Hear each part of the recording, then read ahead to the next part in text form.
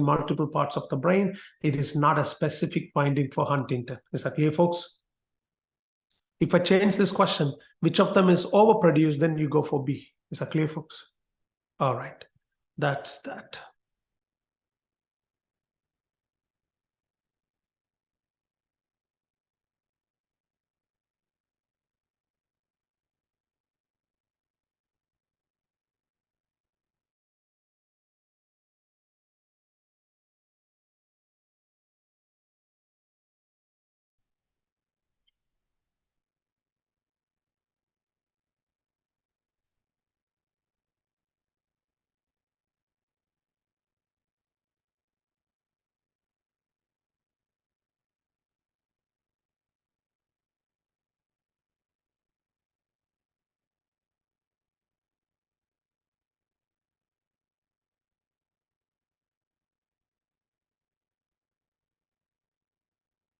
Look at the scenario, folks. Anger, depressive mood, okay. Recently lost a job because of poor memory, and he has involuntary, jerky, non-purposeful movement of the extremities, folks, okay. His 55-year-old mother has similar symptom. Mother is 55, this guy is 38. That's anticipation. You see that, folks? So I'm just trying to highlight. It's a beautiful question to say it's a Huntington disease. If it is Huntington, that's a caudate nucleus. Which one is caudate nucleus? When you see this section, always identify the internal capsule, that white color. This is your internal capsule. Once you identify internal capsule, letter B, then 12 o'clock, that's your caudate nucleus. Is that clear, folks? That's how you should always learn here, okay? So that's Huntington nucleus. This comes on the exam. I was told that they always put that. How do you identify it? I didn't get it. This is your internal capsule. You see letter B? That's your internal capsule. Even in there, do you follow my arrow?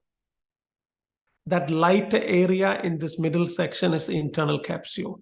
Once you identify internal capsule, then you could look on the top. It's your caudate nucleus. Okay. Now, some people say, I'm going to identify lateral ventricle and I'm going to go to the side. You have that too.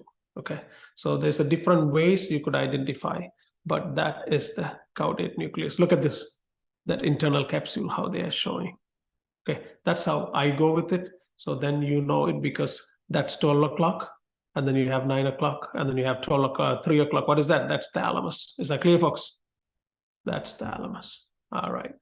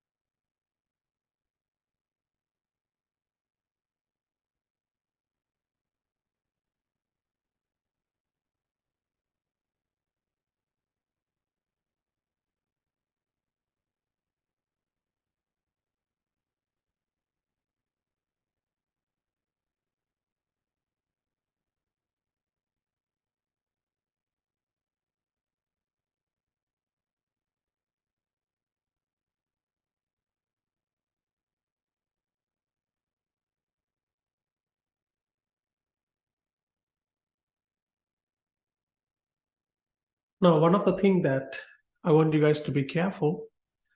This is an 82-year-old woman comes to the clinic due to memory loss. She lives with her daughter, who reports that her mother had difficulty remembering recent conversation. The patient has also forgotten recent events, such as her grandson's birthday party, all these things. Now, when it comes to Alzheimer's disease, folks, the most important thing in the question you look for it, they don't manage their finance, somebody else manage it. And they go out and they get lost that they cannot come back. Those two are buzzwords, okay? No matter what else they say. 2 years ago, she was forced to give up driving after repeatedly getting lost in their neighborhood. Look at that. See, they leave the house, they cannot come back.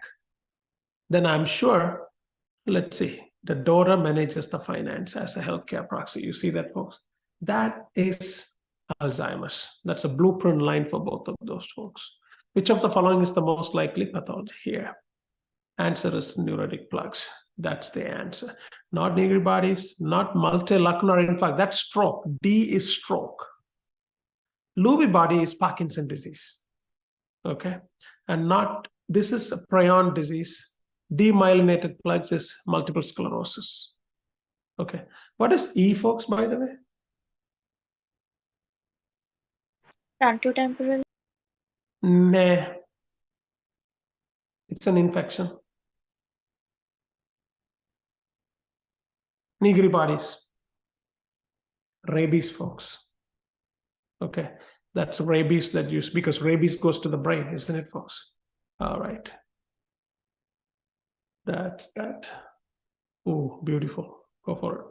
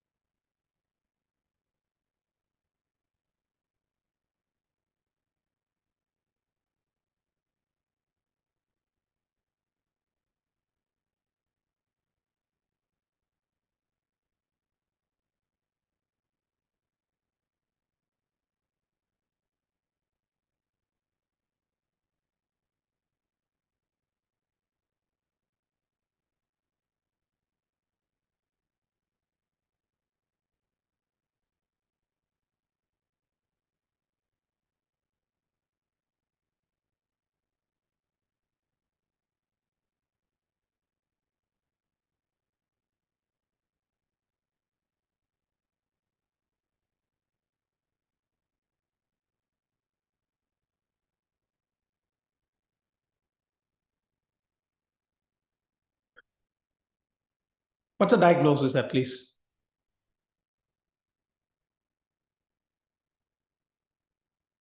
This is Alzheimer's. You see, the person couldn't find a way back home, all these things. So that's easy, folks. And then daily living and refuse to pay her bills, all these things, the finance issue. So you guys know it's Alzheimer's. When you know it's Alzheimer's, which part is affected most commonly? Hippocampus. Okay, so here you need to identify hippocampus. I understand sometimes it's not easy to identify hippocampus. Even if you don't know hippocampus, you could easily rule out things here, folks. What is B here? That's your cerebellum. Okay, what is A? I don't know. What is C? Corpus callosum. Corpus callosum is the one that attaches one hemisphere to the other one. What is E? Thalamus. Because this is a lateral ventricle, you have it right next to there, right? Thalamus. What is D? That's a pons. You guys get it? So when you know all the other thing, so A is the answer. So this is called rule out option, okay? You can use multiple ways to get the right answer, folks, okay? So that is your hippocampus. Even if you don't know what it is, you see, for sure, you could rule out the other stuff. It's a fair picture. Is that clear, folks? All right. Take a screenshot of this, folks. You need to start collecting this picture and start looking at it again and again. It's like listen to music and watch it simply to recall. That's the best way. Repetition. Okay. That picture and then also this one. Start collecting, folks.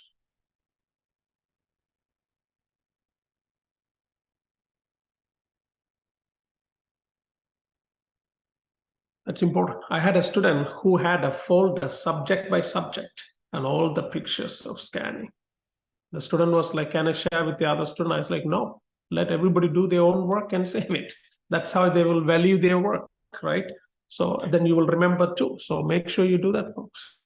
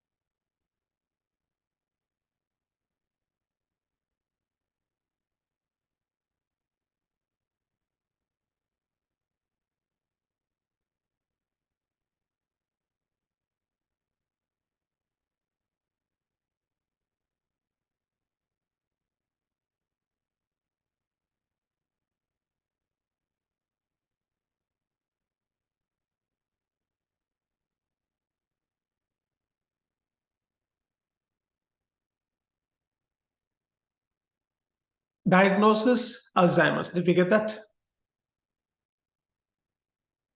If you know Alzheimer's, what neurotransmitter is decreased? Acetylcholine, isn't it, folks? And you need to know why, okay? The answer is decreased choline acetyltransferase. I said that word, acetyltransferase, right? Now, dopa decarboxylase has nothing to do with acetylcholine, folks. Tryptophan hydroxylase, no.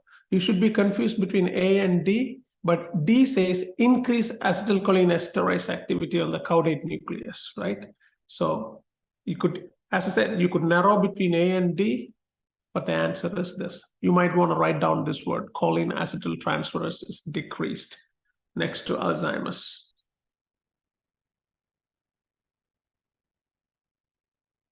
Because the minute you have a caudate nucleus involved, that's Huntington, okay, folks? Not Alzheimer's. Alzheimer's involved hippocampus and stuff, folks, okay? Not this, okay? That's another way to rule out that. So that's, yes. How did you differentiate this?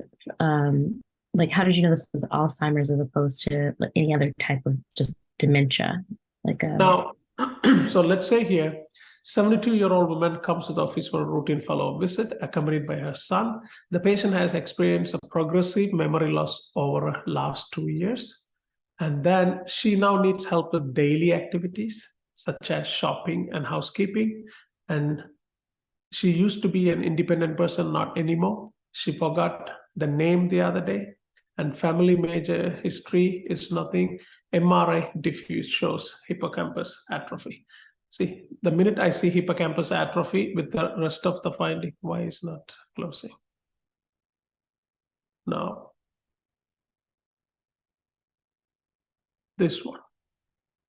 All these things conforms more towards Alzheimer's than any other memory loss issue, folks, okay? Hippocampus atrophy is very specific to Alzheimer's and her age and the progressive symptoms. Now, even if you think, let's say, like, what is your differential? What do you think? What, like, no, I wanted to discuss. What do you think? Honestly, I hadn't had enough time when we were going over the question to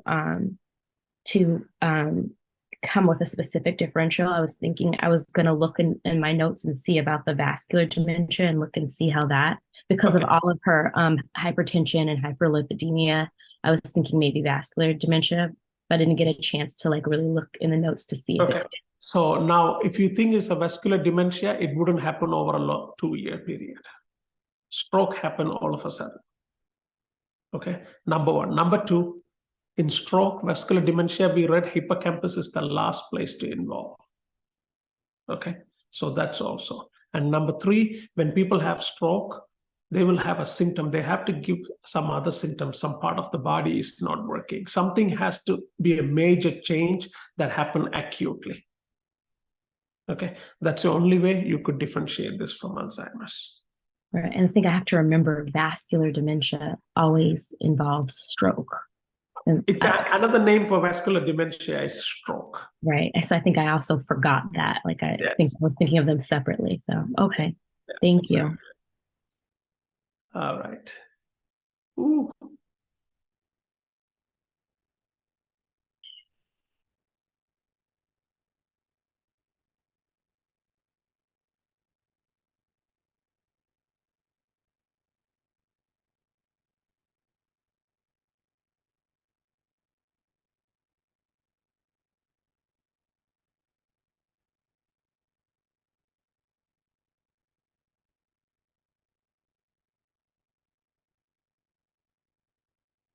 You don't need to know the diagnosis to get this answer.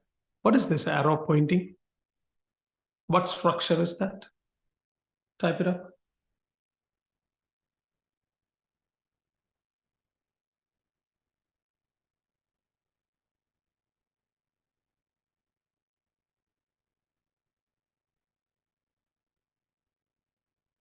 That's your putamen. Yeah, answer is putamen. Now you tell me what disease is that? I mentioned the first thing this morning.